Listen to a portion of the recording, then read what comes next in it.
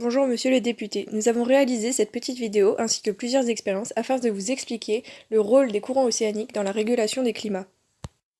Pour ce faire, nous avons pris l'exemple de Bordeaux et de Montréal qui sont deux villes situées à la même latitude, environ 45 degrés nord.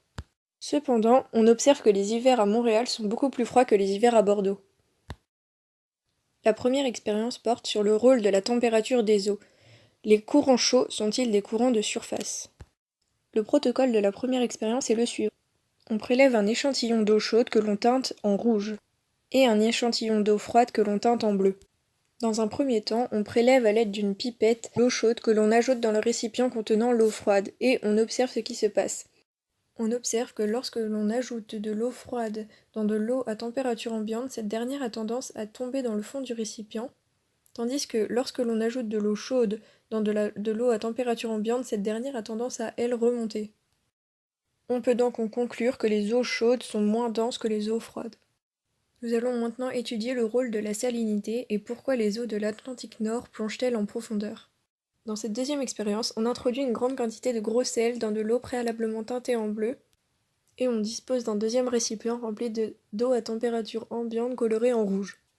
Le mode opératoire est le même que celui de l'expérience précédente. On prélève à l'aide d'une pipette un échantillon d'eau que l'on introduit dans l'autre et on observe ce qui se passe. On réitère en inversant les deux eaux. On observe que lorsque l'on introduit de l'eau à température ambiante dans l'eau salée, cette dernière remonte à la surface. On en conclut donc que l'eau salée est plus dense que l'eau non salée. Nous allons dans cette troisième expérience modéliser la circulation thermohaline.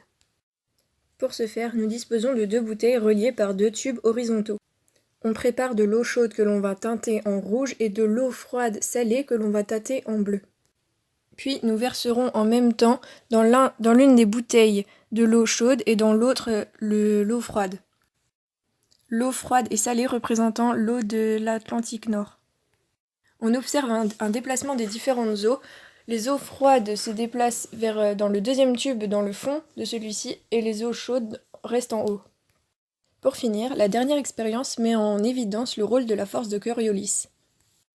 On dispose d'une balle que l'on lance sur un disque en rotation et on étudie son sens de déviation en fonction du sens de rotation du disque. On observe que la balle suit le sens de rotation du disque. La Terre tourne dans le sens trigonométrique, or le Gulf Stream est un courant qui remonte vers le nord et suit ainsi sa rotation, grâce à la force de Coriolis. Pour conclure, grâce à la force de Coriolis, les eaux chaudes du Gulf Stream remontent vers le nord et se refroidissent peu à peu et leur concentration en sel augmente. De ce fait, leur densité augmente de même, ce qui les fait plonger en profondeur. Lorsque ces eaux froides de profondeur arrivent dans les tropiques, elles se réchauffent, leur densité diminue et elles remontent à la surface. Ces paramètres constituant le moteur de ces circulations océaniques. De plus, monsieur le député, les différences de température entre Bordeaux et Montréal en hiver s'expliquent par la présence des eaux de surface chaude du Gulf Stream à proximité de Bordeaux et des eaux de l'Atlantique Nord de profondeur plus froide aux abords de Montréal. De ce fait, les hivers sont beaucoup plus froids à Montréal qu'à Bordeaux.